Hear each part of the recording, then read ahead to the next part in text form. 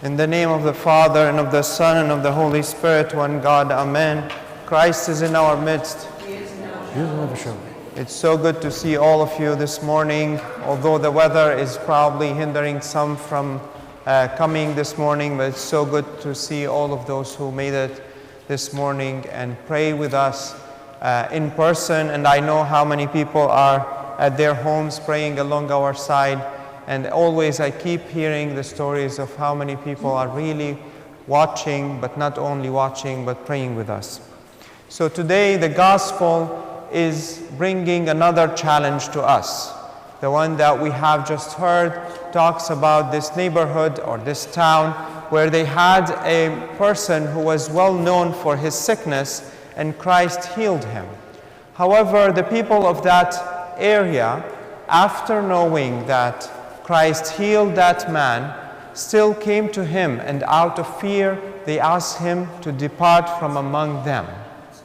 So although they knew this man was sick for a long time, and Christ was able to do something that probably at that time was never heard of, still they were not comfortable having Christ in their midst. While actually that makes it a little bit hard for us to think today what kind of presence Christ has in our midst. What kind of presence Christ has in our lives. Do we have Christ as a fearful person, which we are not comfortable to have him and we want him to depart, or we try to appease him through certain practices? One of them is coming to church, probably do some almsgiving, or through prayers so that he will be appeased. We do our duties and he is at bay in terms of his intervention in our lives. Or we just think of him as an inspirational person who lived 2,000 years ago, and we go and pick and choose certain things that he said, and we try to apply that in our lives as much as it is convenient to us to do so. Is that the kind of presence that we want Christ to be with us? The first challenge is the question. Is, first of all, Christ real in our life? Is he real in the way we live our lives? Is he present in our life, first of all, before we ask ourselves, is his presence comfortable to us, or we like him to be in our lives?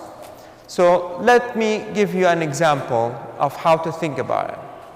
So Mazen, if you don't mind, I'm using you as an example. Mazen is here sitting on the first pew, and I choose not to interact with him. He is there, probably for all of you, you can see he is here, but I choose not to interact with him. I pass by him, I just turn a blind eye to him. I don't want to interact with him. Is he real to me? He's not. I choose not to have him as a real presence in my life. Every one of you might prove to me to say that Mazen is here, here's a picture of him, this is how tall he is, eye color, hair, everything, but still I just don't want to engage with him. I don't care he is here. He's not real to me. Like any stranger I meet on the street, that stranger is not real to me because I choose not to have him, not to appreciate the reality of their presence in my life. And Christ is not possibly objectively verified unless we choose to have him in our lives. There's no way. Christ, unlike Mazen might come to me and shake me and say, I am here. You cannot ignore my presence. But Christ will not do that. He's so respectful to the point where he's not going to enforce himself on us. He is real, but he does not want to force himself on us. So we cannot verify he's present, and he's not going to force himself on us. And as a person, we either choose to interact with him, because he's not just an idea, he's not just a historical figure, he's a person who is still here in our midst. And we have to choose either to interact with him or not?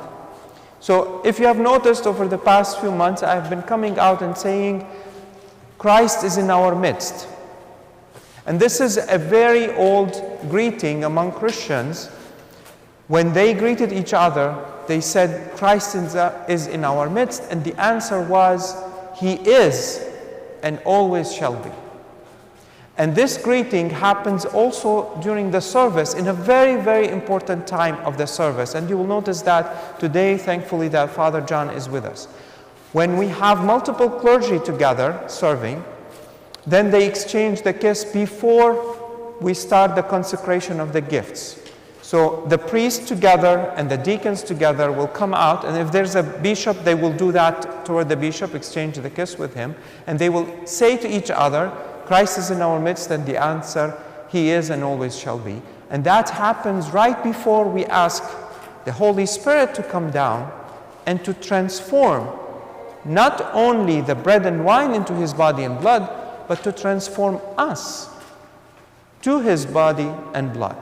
So that transformation that happens in the liturgy is not only bread and wine, but the Holy Spirit is coming down upon us and upon these gifts here spread forth. So the gift is not only bread and wine, the gift is us. And we are being transformed into His body and blood. And that where we have to prove that Christ is in our midst. Because unless He is in our midst, He will not be able to change the bread and wine, and He will not be able to transform us into His body and blood. So here's a story. In some place there was a monastic community where most of the monks were older and they were not able to recruit many of the young generation to come to them and join the order.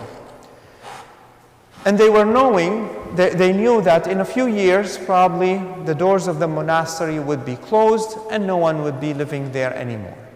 Out of desperation, they tried everything possible, but they were not able to recruit new monks to their community. They knew of a rabbi who lived nearby, who came from time to get out of the world, to have some peaceful time and pray on his own. And they knew him and trusted him to have a great deal of wisdom. So the abbot went to this rabbi and asked him, what should we do? He went there to ask him for an advice, and they spent some time talking to each other about how the young generation is not interested in religion and that people are leaving the churches and synagogues and they don't care anymore about faith in that generation. So before he left, the abbot asked the rabbi, would you give me an advice how to engage more people and bring young generations to become part of our community? And the rabbi told him, I don't have any specific advice to you, but I know that the Messiah is one of you. That's all he told him. So the abbot, out of confusion, went back to the community and he told that advice to his people. And then it was transforming in a way. Everyone started to think in themselves that what if the other person is the Messiah, is Christ? And then every one of them started to treat themselves or act in a way that what if I am the Messiah? What if my brother is the Messiah? And what if I am the Messiah? And then the whole entire community started to act in a totally different way. People who visited from every now and then noticed that these people, these monks, are treating each other in such compassion, such respect, such love and care, that they have not seen this kind of interaction and relationship everywhere else. And more people started to come, and even more young people came and joined that order and became monks in that now thriving community, just because of a transformation of a mindset.